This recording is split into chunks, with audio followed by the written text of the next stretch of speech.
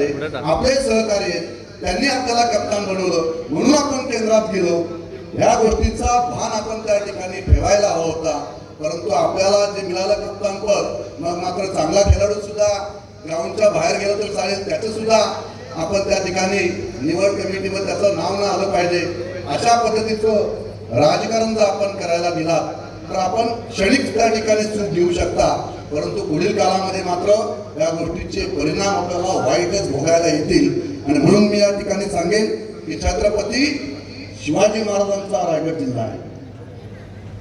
रायगड जिल्हा आपल्या सगळ्यांना इतिहास रायगड जिल्ह्याचा माहिती आहे।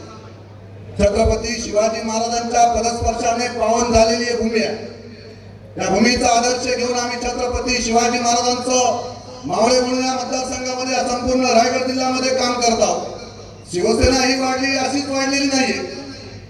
शिवसेनेने जो भगवा खांद्यावर घेतला तो संतांचा भगवा ध्वज वंदनीय बाळासाहेबांनी खांद्यावर घेतला आणि बाळासाहेबांचा भगवा शिवसेनेचा भगवा ध्वज आम्ही रायगडच्या तिन्ही मावळ्यांनी खांद्यावर घेतला।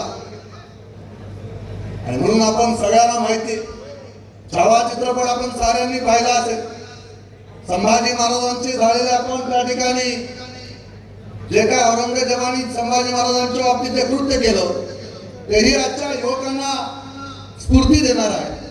आणि म्हणून छत्रपती शिवाजी महाराजांनी रायगड जिल्ह्याच्या या भूमीमध्ये जे कार्य उभं केलेलं होतं, हे कार्य संपूर्ण महाराष्ट्र रायगड जिल्ह्यासाठी नव्हे, महाराष्ट्रासाठी नव्हे, देशासाठी नव्हे, तर जगभरातील असणाऱ्या राष्ट्रांनी छत्रपती शिवाजी महाराजांचा आदर्श घेतलेला आहे। आणि म्हणून संतांनी जी उपाधी दिलेली आहे की या भूमंडलाचे ठाई धर्मरक्षी ऐसा नाही, महाराष्ट्र धर्म हिंदू धर्म राहिला काही तुम्हा कारणे।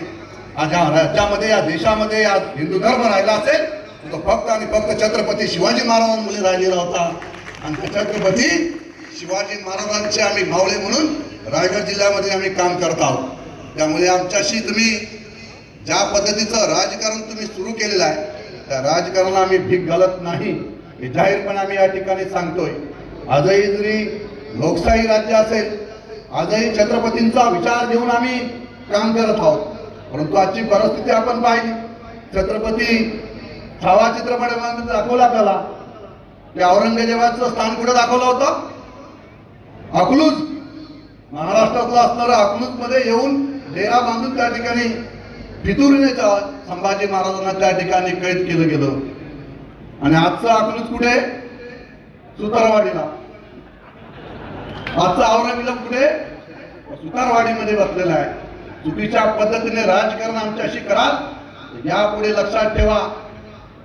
कर्जत मतदारसंघ लढलोय, पुढच्या वेळेला भरतशेठ साहेबांनी आशीर्वाद दिला तर रायगड मध्ये येऊन त्या ठिकाणी रायगडची लोकसभा लढवण्याची तयारी आम्ही त्या ठिकाणी ठेवू। मग मात्र तुम्हाला आम्ही दाखवून देऊ की ज्या आमदारांमुळे तुम्हाला रायगडचं खासदार म्हणून होता आलं, यापुढे ग्रामपंचायत सदस्य सुद्धा होता येणार नाही, तुम्ही जाणीव ठेवावी। कारण आम्ही छत्रपती शिवाजी महाराजांचे मावळे आहोत। आम्ही प्रामाणिकपणे काम करतो, दिलेला शब्द पाळतो। गद्दारी आमच्या रक्तात नाही, परंतु तुम्ही पाठीत वार करण्याचा प्रयत्न कराल तर मात्र आम्ही समोरून वार करून, ज्यावेळेला समोरून वार करू त्यावेळेस तुमच्या लक्षात येईल की आमचा रायगडचा मावळा भरतशेठ अजून या ठिकाणी प्रामाणिकपणे उभा आहे।